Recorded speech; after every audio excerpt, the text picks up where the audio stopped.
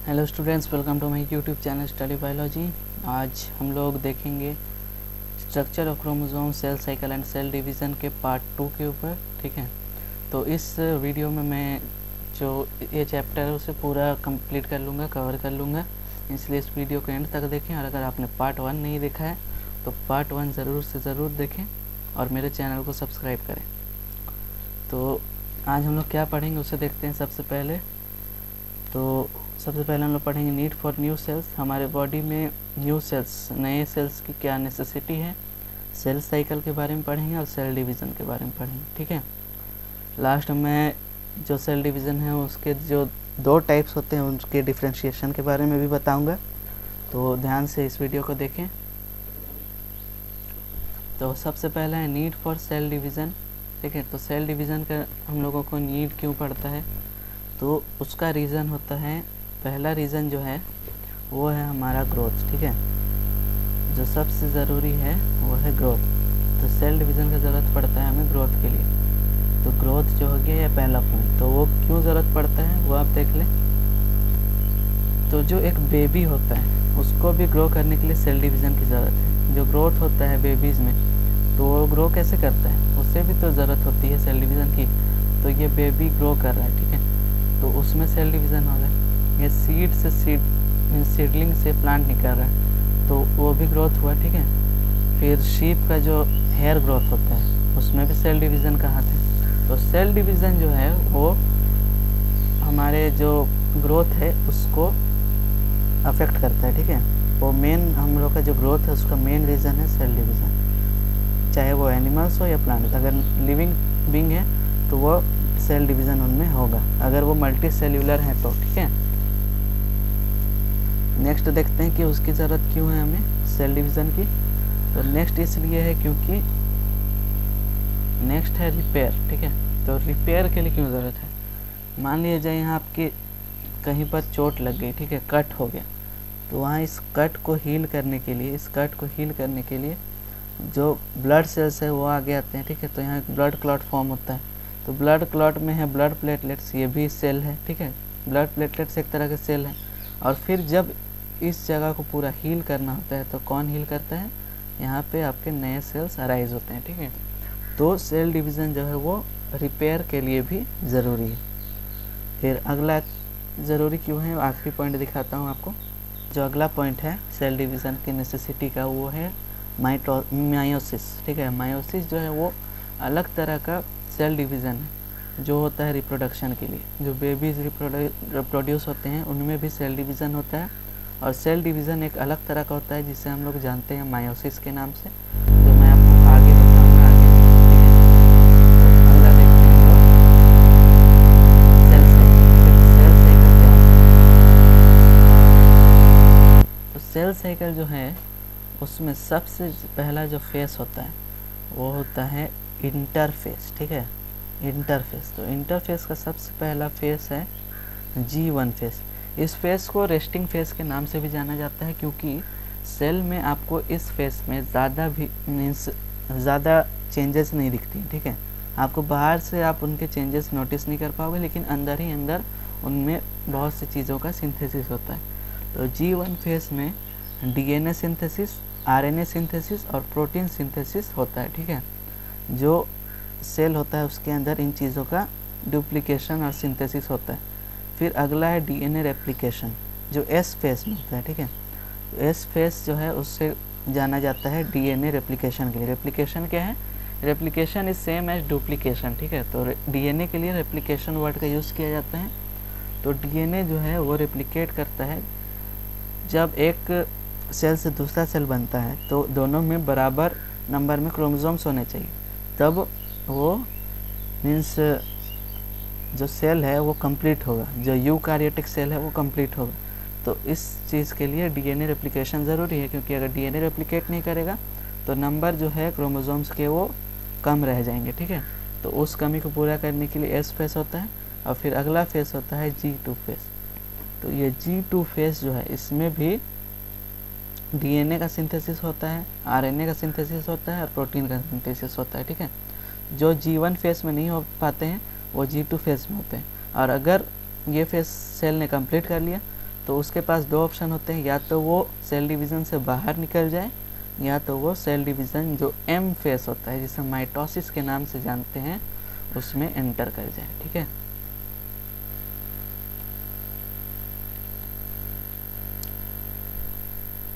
तो DNA replicate कैसे करता है वो आप देख लें। ठीक है, तो जो डीएनए रेप्लिकेशन होता है, क्रोमोसोम्स जो है उनसे जो डीएनए है वो क्रोमैटिन फाइबर जो होता है उसमें डीएनए इस तरह का स्ट्रक्चर होता है। ठीक है, तो इसमें 2 हेलिकल स्ट्रैंड्स होते हैं, मैंने फर्स्ट लेक्चर में अपना बताया हुआ था। ठीक है, कि 2 स्ट्रैंड्स होते हैं डीएनए के, तो इन दोनों स्ट्रैंड्स के बीच में यहाँ पे नाइट्रोजनस बेसेस होते हैं। ठीक है, तो इन ये जो बेस होते हैं वो इस डीएनए रेप्लिकेशन के दौरान क्या हो जाते हैं, ब्रेक करते हैं। देखिए यहाँ आप देख सकते हैं ये जो नाइट्रोजनस बेस है ये 2 हिस्सों में ब्रेक हो गए। फिर ये जब ब्रेक हो जाते हैं तो फिर अलग से एक नया न्यूक्लियोटाइड फॉर्म होता है। ठीक है, ये न्यूक्लियोटाइड बनाता है आपका नया डीएनए। तो 1 से 2 डीएनए में ये रेप्लिकेट कर रहा है। ठीक है, तो 2 से 4, 4 से 8 इस तरह से डीएनए जो है वो रेप्लिकेशन होता है।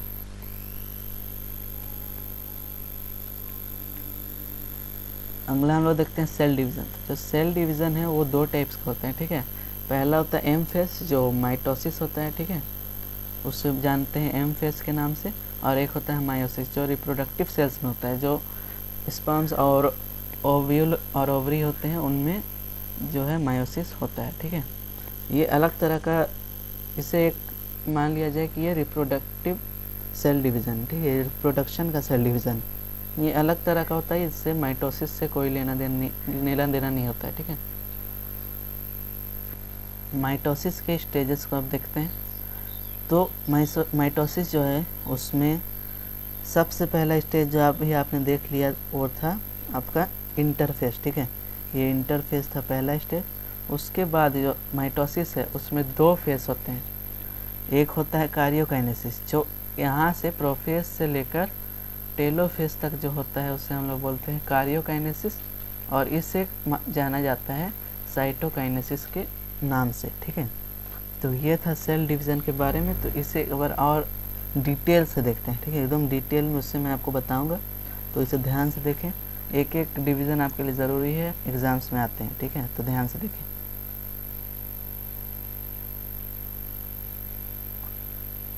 ये आप ही के बुक का एक डायग्राम है। ठीक है, आप बुक में अपना देख सकते हैं। ये बुक का मैंने डायग्राम इसलिए लिया हुआ है ताकि आपको बेटर समझ में आए। ठीक है, तो इसे आप देखें।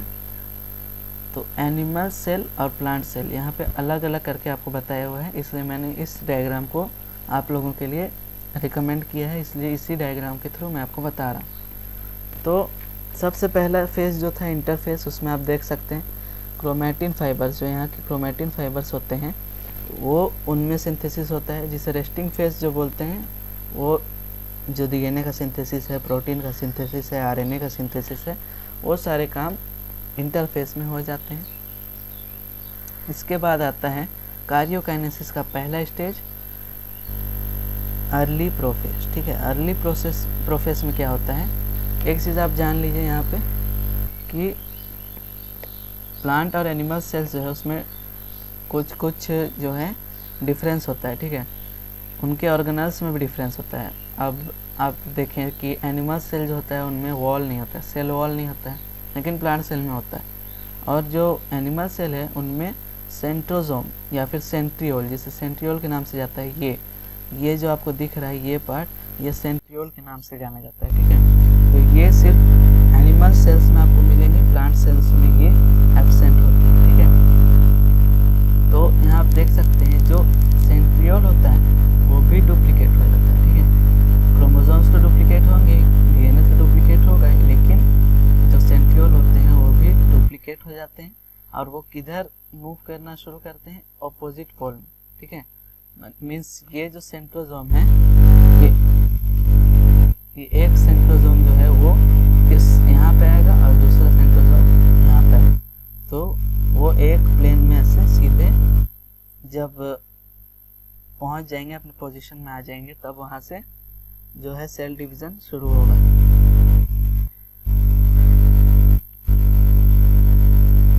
तो यहाँ आप देख सकते हैं लेट प्रोफेस का ही ये सेकंड स्टेज है, लेट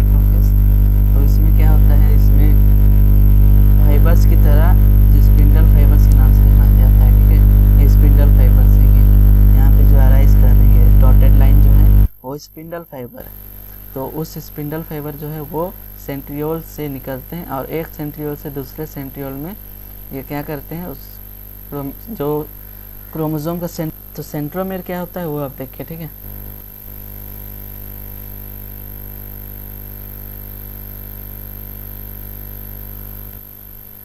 तो मान लिया जाए कि एक क्रोमोसोम है, ठीक है। तो यहाँ के जो बीच का अटैचिंग पॉइंट होता है, जो दो क्रोमेटिड को इस तरह से जोड़ता है, ठीक है। ये एक क्रोमेटिड है, ये एक क्रोमेटिड है, ये दूसरा क्रोमेटिड। तो इन दोनों का जो अटैचिंग पॉइंट होता है उसे हम किस नाम से जानते हैं, सेंट्रोमेयर। तो ये जो स्पिंडल फाइबर होता है वो सेल्स के सेंट्रोमेयर में जाकर अटैच हो जाता है। तो एक क्वेश्चन आपके मन में राइज हो रहा होगा कि इसमें सेंट्रियोल नहीं है प्लांट सेल्स में, फिर भी उसमें स्पिंडल फाइबर्स कैसे फॉर्म होते हैं। तो ये होता है प्लांट सेल्स में, इसके पीछे का एक रीज़न है, लेकिन वो आपको अभी जानने की ज़रूरत नहीं है। तो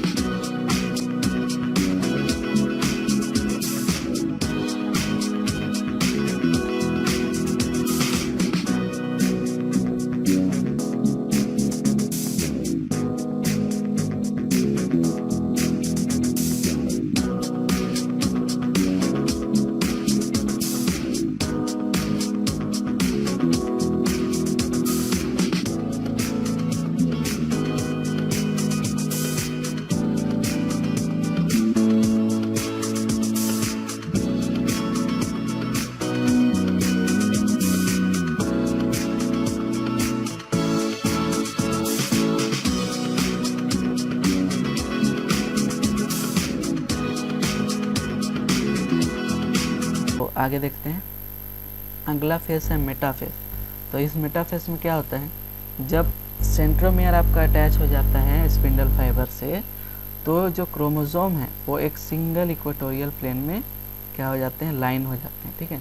एक सिंगल इक्वेटोरियल प्लेन में एक तरह लाइन में वो अरेंज हो जाते हैं, ठीक है। तो मेटाफेस में यही चेंजेस होते हैं। अगला फेस है अर्ली एनाफेस, ठीक है। एनाफेस का पहला स्टेज है अर्ली एनाफेस। इसमें क्या होता है, जो क्रोमेटिड्स होते हैं, सेंट्रोसोम के क्रोमेटिड्स होते हैं, वो अब अलग होना शुरू करते हैं। एक इस तरफ मूव करता है और एक इस तरफ मूव करता है। यहाँ आप देख सकते हैं, यहाँ पे से एक इधर मूव कर रहा है, एक इधर मूव कर रहा है, ठीक है। तो इस तरह से जो क्रोमेटिड्स हैं वो अलग हट जाते हैं, ठीक है, वो भी डिवाइड हो जाते हैं। और यहाँ से फिर शुरू होता है कौन सा स्टेज आपका, जो मेन आपका जो दो डॉटर सेल्स बनाएगा, नए सेल्स बनाएगा, वो अभी आपका मेन जो फेस है वो आप अभी देखने वाले हैं।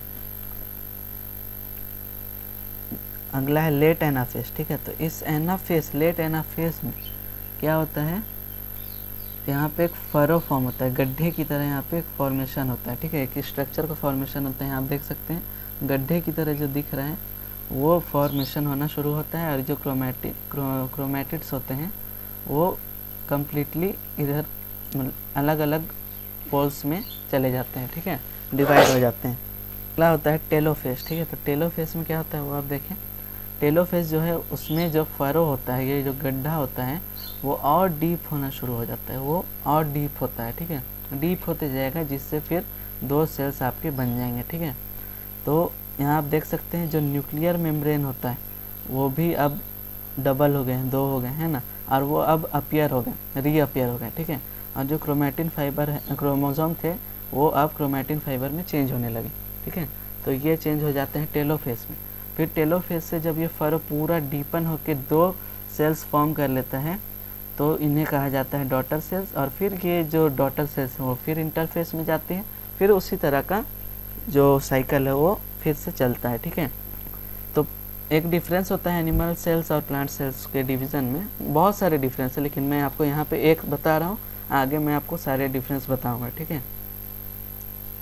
तो वो डिफरेंस क्या है, जो एनिमल सेल्स होते हैं, ठीक है, उनमें जो है वो फरो फॉर्म होके डिवीज़न होता है, और जो प्लांट सेल होते हैं उनमें सेल प्लेट फॉर्मेशन के द्वारा जो है सेल डिवीज़न होता है। इसमें सेल प्लेट्स बनते हैं, यहाँ पे देख रहे हैं, अब ये डिवाइड हो रहा है तो ये प्लेट्स की तरह लगा, तो इस तरह का डिवीज़न होता है प्लांट में।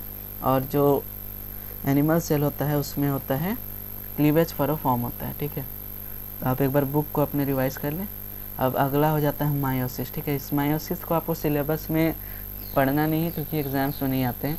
तो मायोसिस जो है वो माइटोसिस से डिफरेंस है। यहाँ आपने माइटोसिस में देखा सिर्फ 2 डॉटर सेल्स प्रोड्यूस हुए हैं, ठीक है, लेकिन मायोसिस में 4 डॉटर सेल्स प्रोड्यूस होते हैं। और जो क्रोमोसोम नंबर होता है, अब एक क्रोमोसोम नंबर की बात आप यहाँ समझ लें, ठीक है। माइटोसिस जो होता है उसमें क्रोमोसोम का नंबर होता है आपका 46। ये डिवीज़न के बाद भी 46 रिमेन रहता है, ठीक है। यहाँ भी 46, यहाँ भी 46, इस तरह से वो इक्वली डिस्ट्रीब्यूट होते हैं। लेकिन मायोसिस में क्या होता है, जो क्रोमोसोम नंबर है 46 वो हाफ हो जाते हैं, यानी कि 23 हो जाते हैं।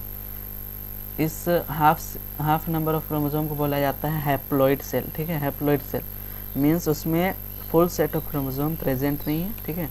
तो ये था आपका क्रोमोसोम का जो नंबर होता है उसका डिफरेंस, ठीक है। अगला है चायज़मा। तो जो ऑफस्प्रिंग प्रोड्यूस होते हैं पेरेंट्स से, ठीक है, तो उसके लिए सबसे ज़रूरी होता है ये चायज़मा, जिसे बोला जाता है क्रॉसिंग ओवर, जो आप बुक में देख सकते हैं। तो चायज़मा में क्या होता है, अब एक मैटरनल और पैटर्नल क्रोमोसोम्स लिए जाते हैं, ठीक है। मान लिया जाए ये आपके मेल का है, ठीक है, मेल क्रोमोसोम है, ये फीमेल क्रोमोसोम है, ठीक है।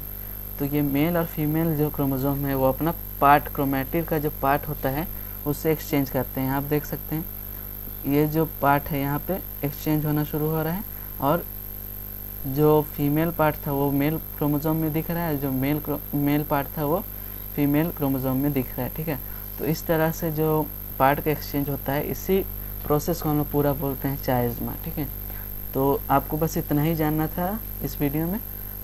और अगला है जो लास्ट में इस वीडियो का आखिरी जो टॉपिक है वो है माइटोसिस और मायोसिस के डिफरेंस और कुछ सिमिलरिटीज़, ठीक है। जो सिमिलरिटीज़ होते हैं उन दोनों में, उनको मैं आपको अभी बताने वाला हूँ। तो माइटोसिस जो है और मायोसिस, उनके डिफरेंस को आप देखें। Occurs in all organism except viruses. तो वायरसेस जो है वो नॉन लिविंग ऑर्गेनिज्म, इसलिए उनमें माइटोसिस जो सेल डिवीज़न है वो नहीं होता है। और जो मायोसिस होता है, ठीक है, उनमें वो जो है occurs in animals, plants and fungi, ठीक है। जो लिविंग ऑर्गेनिजम्स हैं जो रिप्रोड्यूस करते हैं उनमें मायोसिस जो है वो होता है, ठीक है। फिर क्रिएट्स बॉडी सेल्स। तो ये आपके बॉडी के सेल्स बनाते हैं माइटोसिस, और जो मायोसिस है उसमें कौन से सेल्स बनते हैं, सेक्स सेल्स, ठीक है। 1 सेल डिवीज़न, इसमें 1 सेल डिवीज़न होता है, इसमें 2 सेल डिवीज़न होता है, ठीक है। पहले मायोसिस होता है 1, फिर मायोसिस 2, ये 2 स्टेजेस होते हैं मायोसिस के, जो आपको इस सिलेबस में नहीं है, लेकिन इनके डिफरेंस को बस आप अभी जानें, वो आप आगे हायर क्लासेस में अगर बायो लेकर पढ़ेंगे तो आप जानेंगे, ठीक है। नो रिकॉम्बिनेशन और क्रॉसिंग ओवर, ठीक है। इसमें कोई चायज़मा जो फिनोमिनन होता है वो नहीं अकर होता है, और मायोसिस जो है उसमें चायज़मा जिसे क्रॉसिंग ओवर से जाना जाता है वो होता है, ठीक है। Produces 2 diploid daughter cells. Mitosis में 2 डॉटर सेल्स प्रोड्यूस होते हैं with diploid number of chromosomes, ठीक है। क्रोमोसोम नंबर जो होता है वो 46 जो है वो रिमेन रहता है, वो 46 ही होते आता है, ठीक है। और इसमें मायोसिस में 4 हैप्लॉइड डॉटर सेल्स होते हैं। हैप्लॉइड यानी कि जो क्रोमोसोम नंबर है वो हाफ हो जाते हैं, ठीक है। अगला है डॉटर सेल्स आर आइडेंटिकल्स। जो डॉटर सेल्स होते हैं वो जो पेरेंट सेल हैं उनकी ही तरह वो दिखते हैं, ठीक है। लेकिन मायोसिस में daughter cells are genetically different.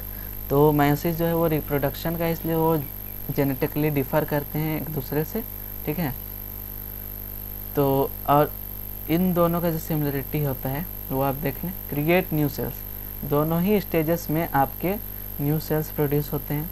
Follow same steps होते हैं, प्रोफेस, मेटाफेस, एनाफेस, टेलोफेस। जो स्टेजेस माइटोसिस में है वो भी मायोसिस में भी है, ठीक है।